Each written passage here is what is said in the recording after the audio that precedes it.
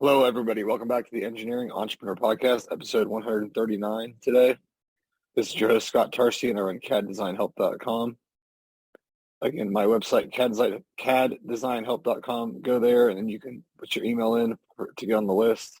And when you sign up, we'll send you a free PDF of the top 4 mistakes inventors make. Check out my online course, How to Become an Engineering Entrepreneur. Leave a review on iTunes for me, and send me an email with any feedback, info@CADdesignhelp.com. Our guest this week is Ben Johnson, and Ben is the CEO and founder of Particle41, which is a development firm providing businesses with integral support on application development, data science, and DevOps projects. Ben, thanks for coming on.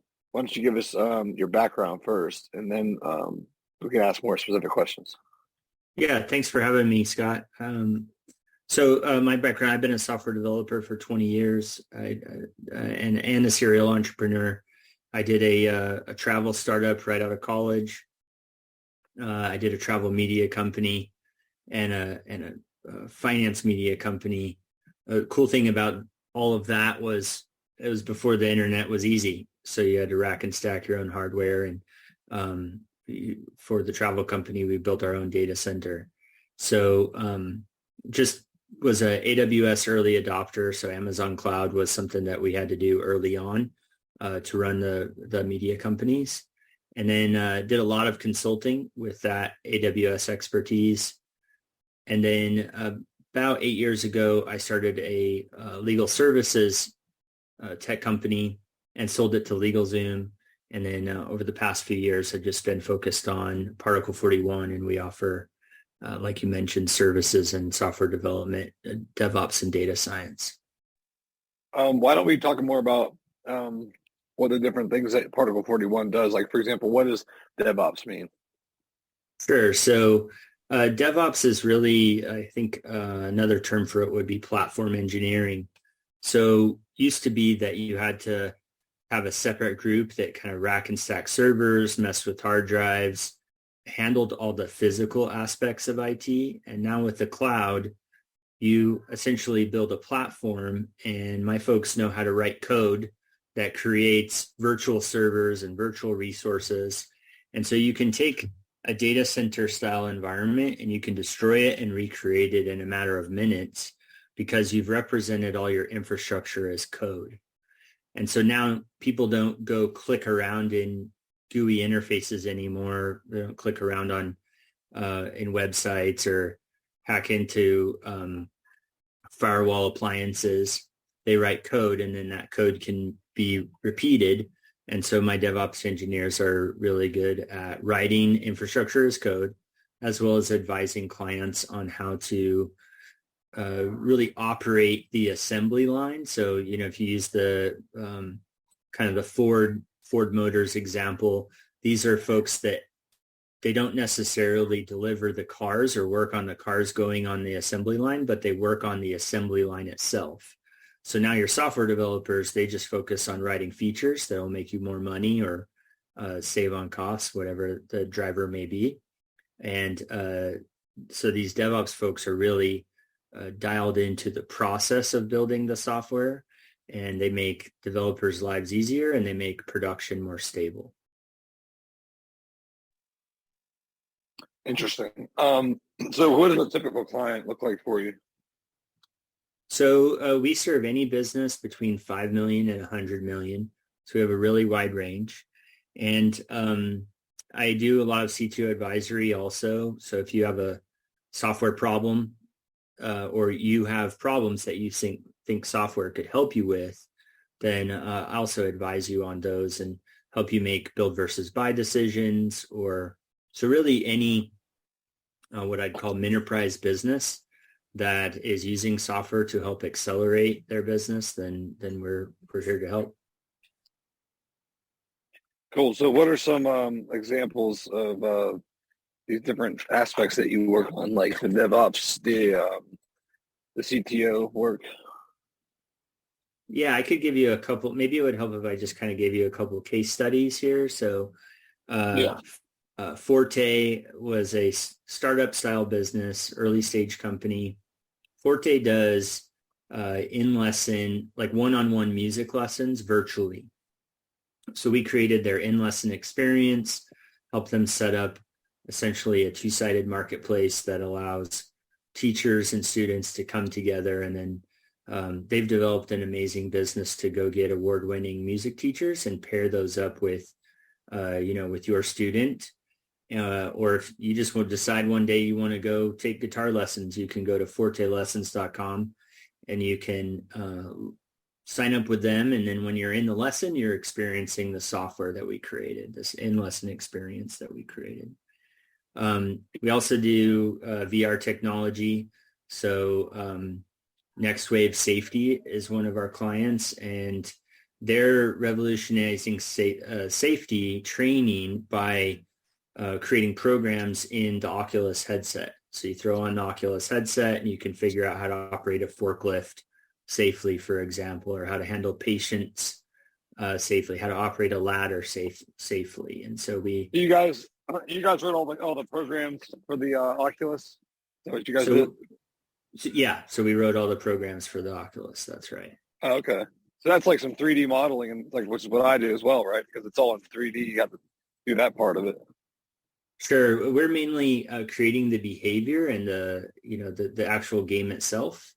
Unity provides a pretty reasonable amount of 3D models out of the box, and then the client's also providing some. So we're into the VR stuff. Yeah, I remember I interviewed somebody else a while ago who did that same thing. I know they were using Unity, and they were developing, I think, video games. Well, they had one specific game that was like their number one. They have some other ones too. Yeah. And then we also do mobile apps. And then for our enterprise clients, imagine that you have an aged software. So maybe, the software you created is 20 years old, software to run a healthcare company or an insurance company, something like that. And you need to get it into the cloud because you have aged software and you're running on an old data center. So you have physical hardware that you purchased a while back, and now you want to move and take advantages of the cloud. So we have teams that will do app modernization. So take your app and modernize it and get it cloud ready. And then we'll help you with our DevOps team to deploy it into the cloud. Very cool. So let's see what other questions I can ask you here. I see in the notes that looks like you have $30 million raised across 5 startups. You maximize personal productivity to support your entrepreneurial efforts. Can you talk about any of those topics? Sure. So raising money has changed drastically in the past year. Typically what you would do, and I think this is still true, is create a funnel of all the investors you can find. So, just stack rank a spreadsheet and find out who you want to start talking to.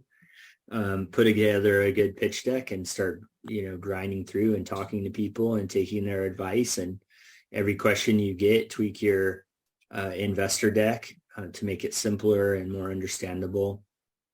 Start with the angel investors in your local community. There'll be angel groups. Every city, every little community has an angel investor group. Start with them and just grassroots start talking to people about investing in your business. We did that, and even though we got right up to the wire once on a big investment and it fell through, we were able to go back into our pipeline, talk to a few people again, and recover the round. Even though for a scary few minutes there, it felt like it was all falling apart. Money is harder to achieve these days just because of the way the economy has shifted with interest rates increasing. So you need to think about the smallest thing for the soonest revenue. So I can explain that a little bit. A lot of folks have these, big dreams, like I'm going to go create a two-sided marketplace to be like the Uber of blah, right? The Uber of whatever, fill in the blank. That's going to be very challenging in this environment because you have to serve both sides of a two-sided marketplace. You have to take care, in the Uber example, you have to take care of the drivers and you have to take care of the riders. And so you end up building a lot of software to solve business models like that. However, if you're currently doing a digital service for somebody and you can automate that or look into the AI, you're making money today and you can tech enable a service. It's a faster track to revenue. And so there's really three models that people should consider. Tech enabled services, SaaS, which is subscription as a service. And then the final one would be the two-sided marketplace. And I don't think we will see very many two-sided marketplaces emerge because they're so capital heavy. But I do think unless they're already started, of course, but I do think we'll still see SaaS businesses be successful, and we'll certainly see a lot of two-sided or a lot of tech-enabled services because it's like a service you can already offer, even if you're doing it with some extra elbow grease, and then lay over more technology to become more efficient and more profitable. What's an example of a tech-enabled service? Sure. So I created legal services, right? The service is, like, for example, filing an LLC, right? LegalZoom's a really well-known brand for filing an LLC. So I could put up a website and I could say, hey, I will file your LLC. You probably wouldn't do that these days because you don't want to compete with LegalZoom, but follow through the example. I could go take an order. I could go manually to the Secretary of State. I could fill it in. I could create and I could give you back your LLC. I could say, hey, the service has been done. But then I could, over time, become more efficient at doing that.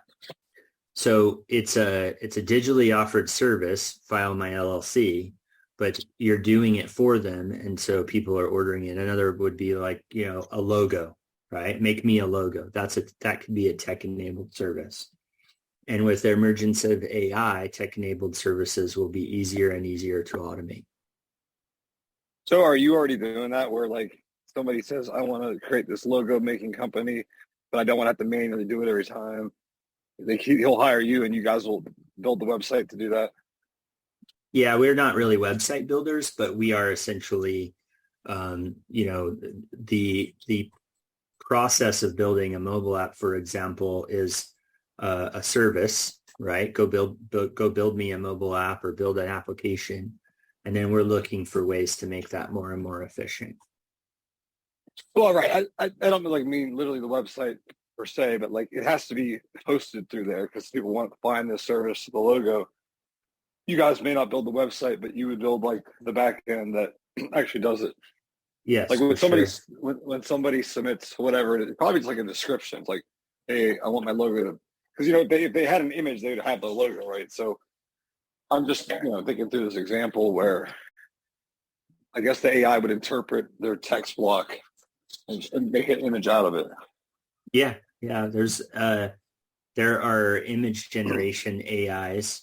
And so any kind of digital service is going to get enhanced by AIs that are emerging right now. And so just think of anything you could do, even say a mobile mechanic, right? Roadside assistance. That's a service, tow truck needs to come out or mechanic needs to come out and serve the customer. There are probably ways that you could tech enable that service, have a mobile app that shows, how close is the mechanic to you. The tech enabled part is really about brand building and making it more digital and more systematized so you can offer that service more efficiently and better for the user. And so now you're establishing a leading brand, even if the first few orders are just manual as hell. How would the mobile tow truck driver situation work? So at first, it's just marketing and serving, right? Just like any services-based business, you're gonna market, you're gonna try to get people to buy your service, you're gonna go serve them. But you need to get better and better at marketing, and then you need to have a broader service like you need to be better and better at providing the service. And so you may find that having a mobile app with text messages may be the best way to serve your customer. I'm an investor in a company called One Neighbor. One Neighbor is a cool app that I have on my phone where I say, hey, I need my lawn mowed. I want somebody to come clean up after my pets. Like any external, I also need I needed some ant, like pest control type of stuff. And I go and say what home services I need, and they arrange the service provider to come. They show me the schedule through the mobile app. I can approve, I can tip. And so that's a great example of a tech-enabled service. When One Neighbor first started, it was a little more manual, trying to make those pairings between the inbound demand coming in and the supply. And now over time, they've been able to connect those two sides more seamlessly without as much manual intervention. I understand that.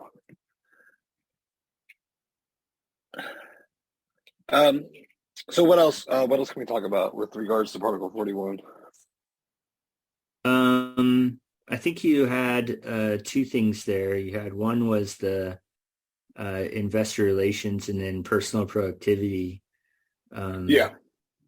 Totally talk about stuff like that. I don't know. Do you have like a morning routine, or how do you look at personal productivity, and how do you think that helps you deliver a better CAD business? Never thought about it. Why don't I hear your answer on that? Sure. So, I think a lot of times we tell ourselves, hey, I want to work out daily, or I want to have some kind of routine. And then we don't do it, right? We slip. And I think that is a huge anxiety generator.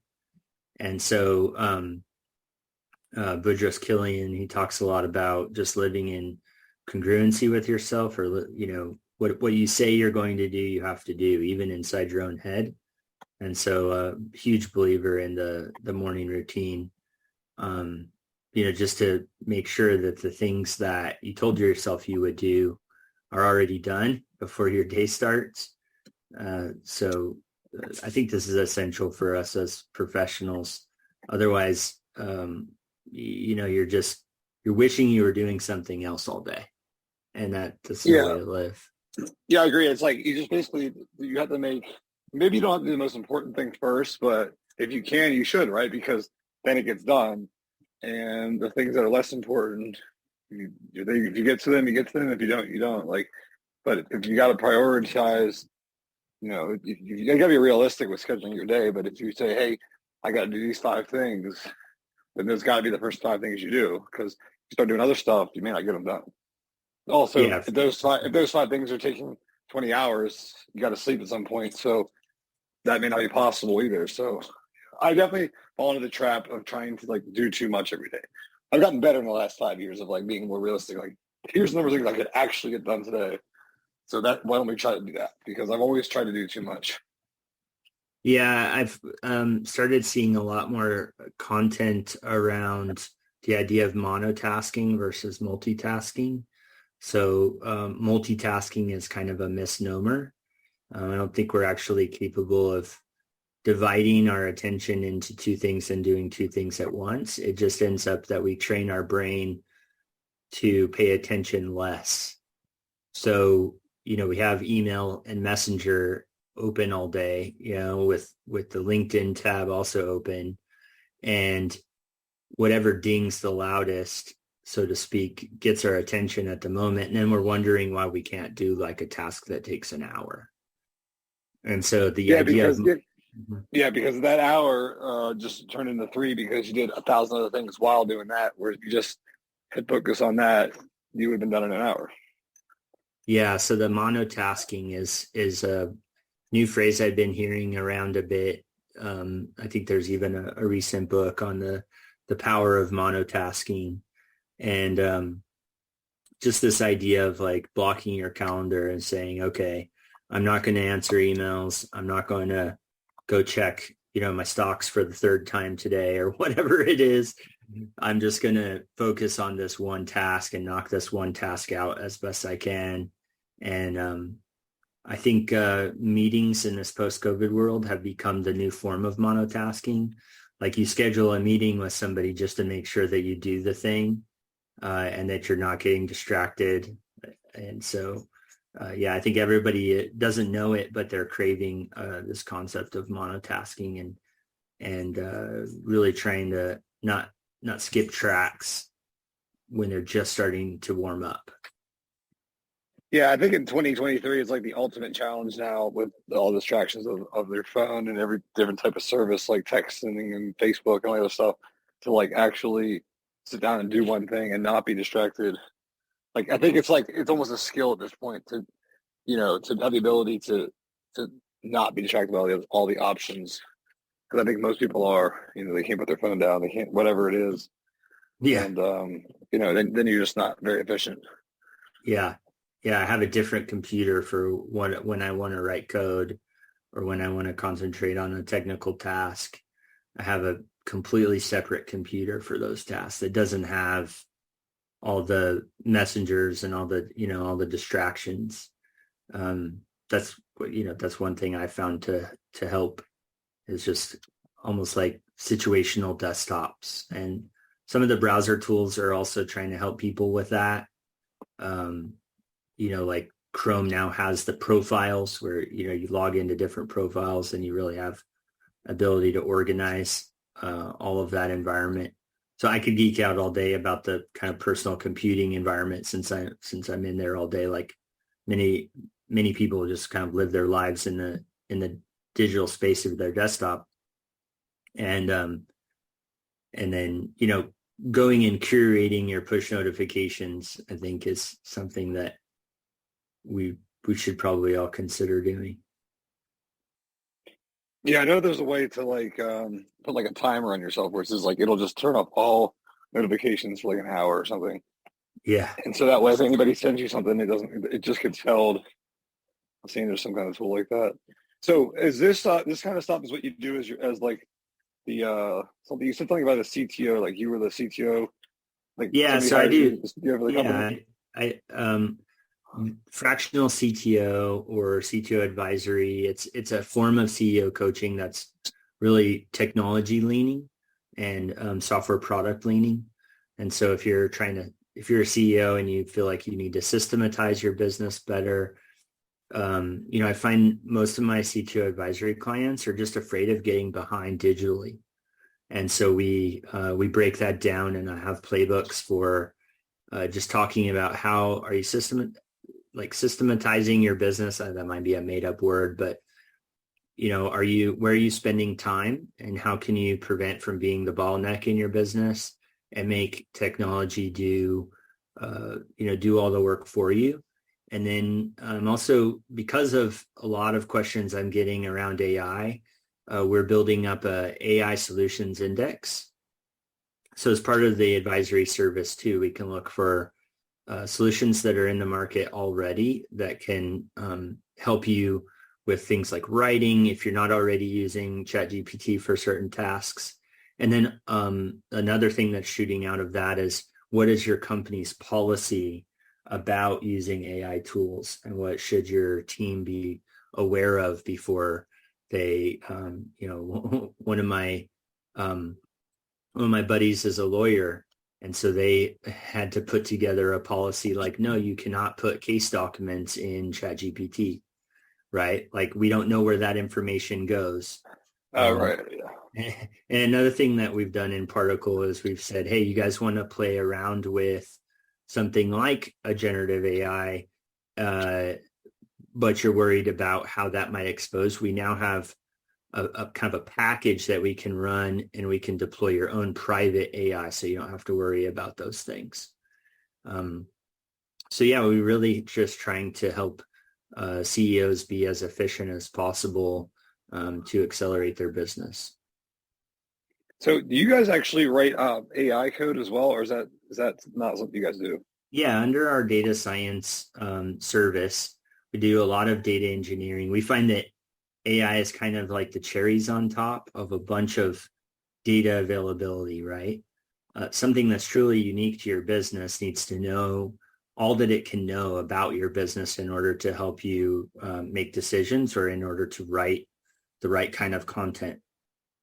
So most AI solutions are kind of standing on the back of a bunch of, good data engineering practice. And so that's what we've been doing in online media for a long time, like looking at all this data and then trying to do predictive analytics, machine learning, and AI on top of it. Like, I don't really completely understand how AI works. Like, can you give me an example? Like, break it down to the simplest terms so I can kind of wrap my head around it. Sure.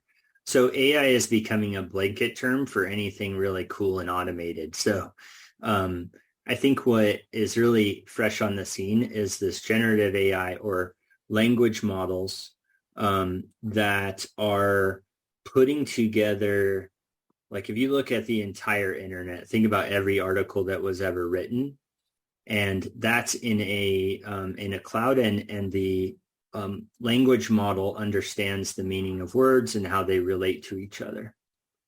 So essentially it can speak, but it's speaking based on patterns that it's already seen. So you can ask it questions and you can receive answers, but it's almost like a mental trick. You think that it's thinking, right? Because it looks like it is, but really it's just saying like, oh, when I'm asked that question, this is how I see words going together based on the meanings of words and their intersectionality in existing language. So it's really taking everything that it's being seen written and it's spitting it back to you based on how you prompt it. So then you can prompt it with, stylistic things. And it's really quite cool. I mean, it's running tons of patterns through the language and then giving you responses back. And I'm not personally at the level where I'm training the language model, but that will be a huge skill in the future. And so my teams I have teammates that are working on how to tweak it. We're working on like some customer service applications where we look at all the emails you've ever written to a customer. Maybe it's a company who's written tons of emails to customers over the years. And then we're looking at their knowledge bases and we're training the AI based on that pre-existing language. And so now when a customer asks a question, it will receive an answer that's modeled after the answers that you've already given customers in the past. Yeah. So I used ChatGPT once or twice. I had it right.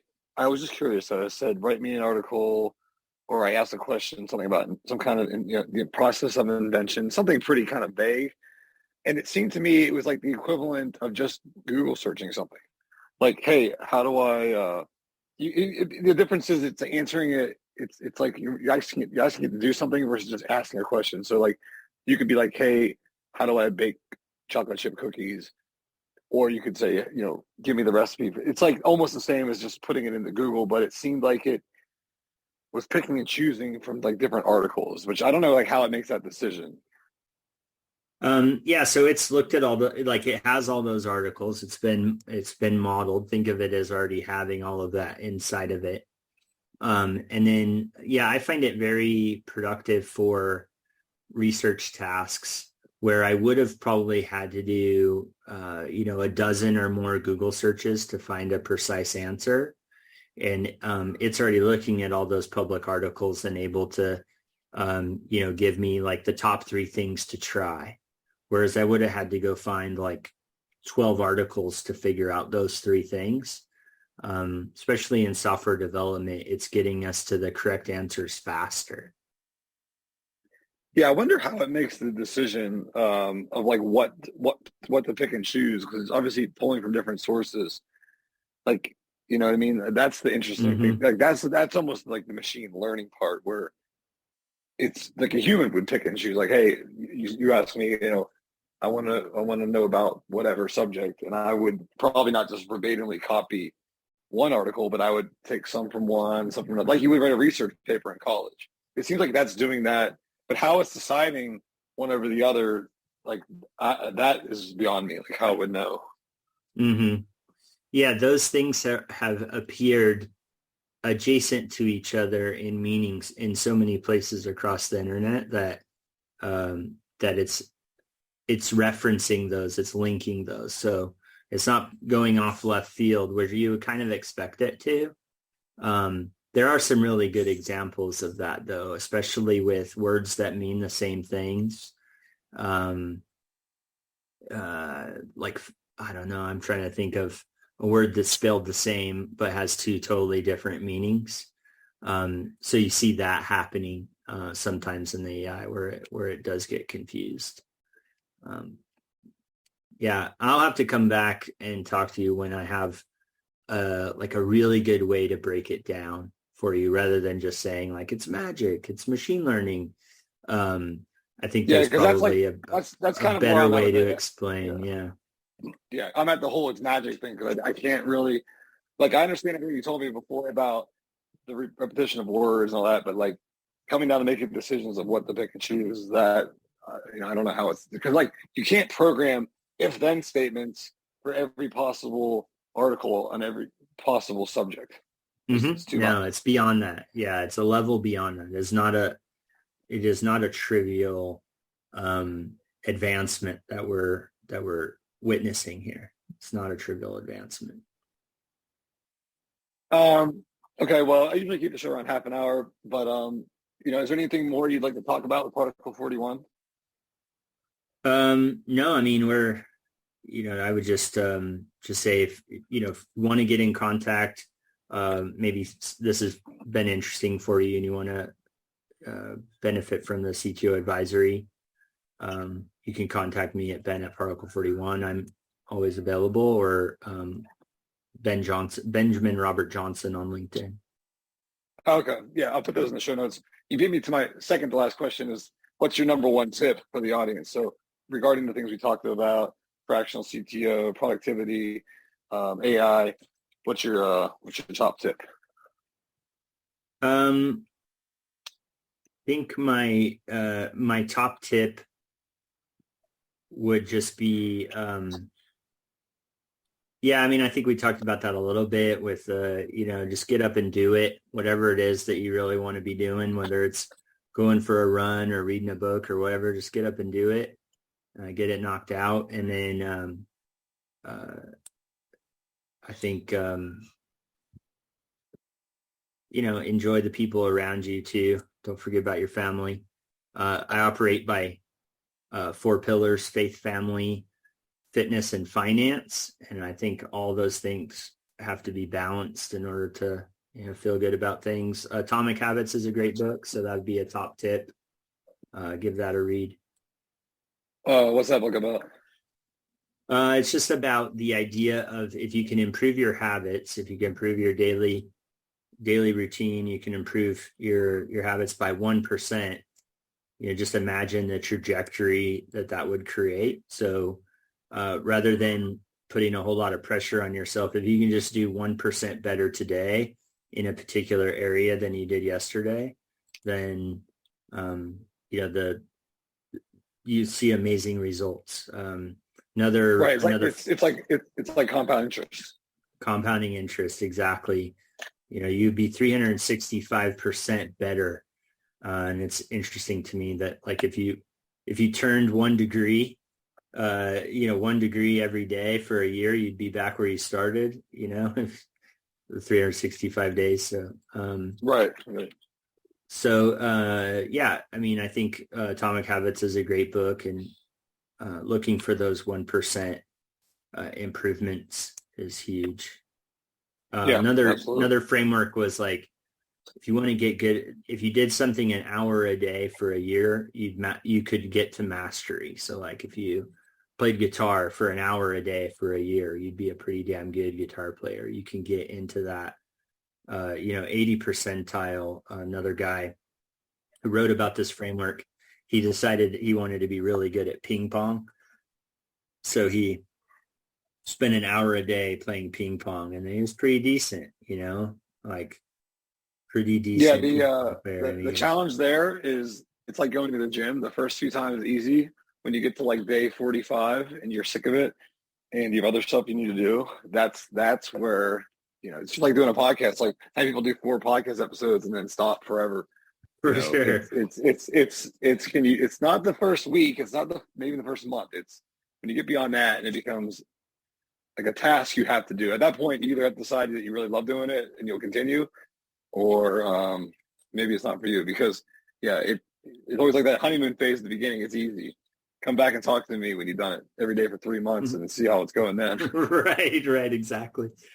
Yeah, I toyed around with the idea of jump rope, like, and you're right, like those first couple of hours trying to jump rope, those were awful. But I think if you caveat that with Atomic Habits, it would just be starting out a little smaller. You say, well, what about starting out with 10 minutes and then expand it to 15? Instead of trying to jump into the hour commitment, just do 1% better every day. Yeah, absolutely. All right, Ben. Well, I think we covered everything then. Enjoyed talking to you. You've already got your contact info from earlier. So yeah, I think we'll call it a wrap, and we'll catch everyone next time on the podcast. All right, cool. Thanks, man.